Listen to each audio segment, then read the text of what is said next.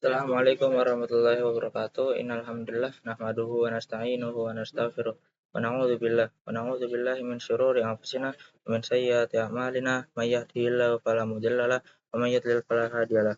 Asyhadu an la ilaha illallah wahdahu la syarikalah wa asyhadu anna Muhammadan abduhu wa rasuluh amma ba'd. Oke, perkenalkan nama saya Muhammad Syakan Ibrahim dari kelas 10 RPL.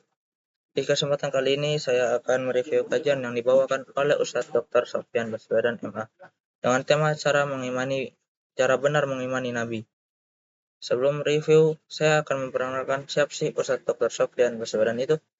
Dr. Sofyan Dr. Sofyan Baswedan adalah seorang dai dan penceramah Islam yang dikenal aktif dalam kegiatan dakwah dan pendidikan keislaman di Indonesia.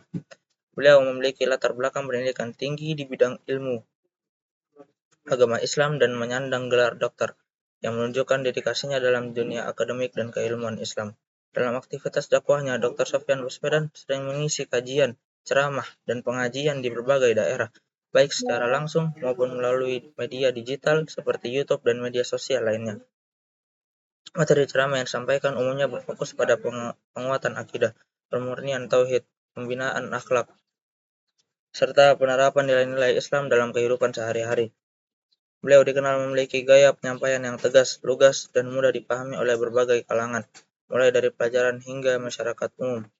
Dr. Sofyan Baswedan juga kerap mengaitkan ajaran Islam dengan kondisi nyata yang dihadapi umat saat ini, sehingga pesan dakwahnya terasa relevan dan membumi. Melalui dakwah dan kajiannya, Dr. Sofyan Baswedan bertujuan untuk mengajak umat Islam agar lebih memahami ajaran Islam secara benar, meningkatkan keimanan, serta memperbaiki sikap dan perilaku sesuai dengan tuntunan Al-Quran dan Sunnah Rasulullah SAW. Oke, lanjut dengan reviewnya. Dr. Sofyan Baswedan mengatakan ada kalanya banyak di antara kita beristihad dalam beribadah. Kita menganggap bahwa ini akan lebih baik kalau kita tambahkan bacaan ini dan itu, atau ibadah ini akan lebih sempurna dan mulia di tempat ini dan di tempat itu.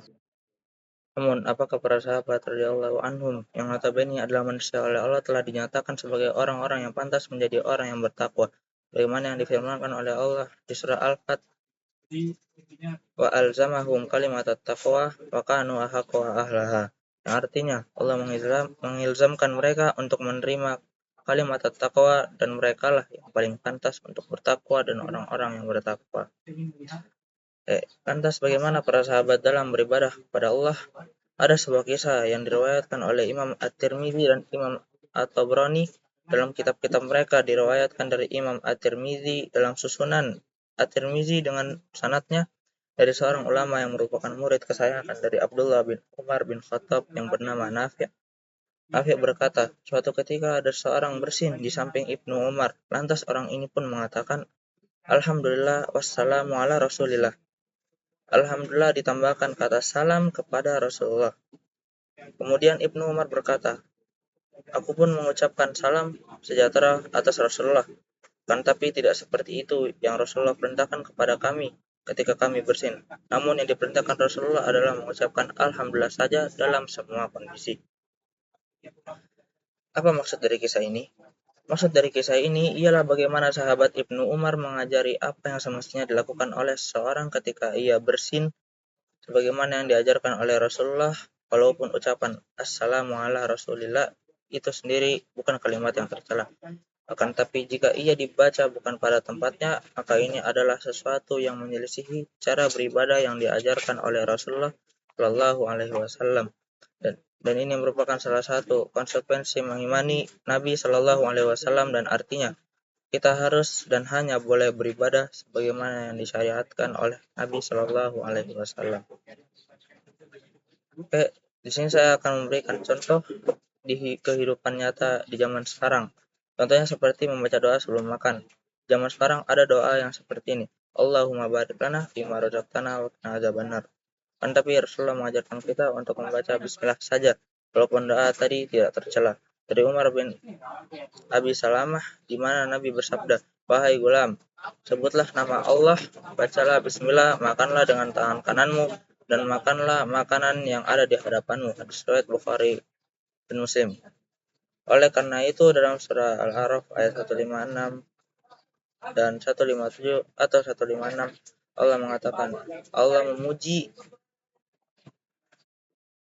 mereka orang yang mengikuti, tidak menyamai, apalagi mendahului mengikuti setelah ada perintah.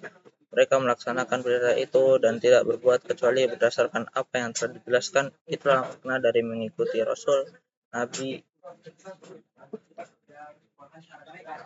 yang buta huruf, yang namanya telah mereka dapati tertulis dalam kitab Taurat, Injil.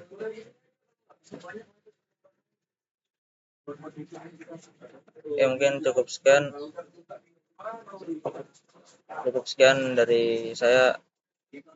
Assalamualaikum warahmatullahi wabarakatuh.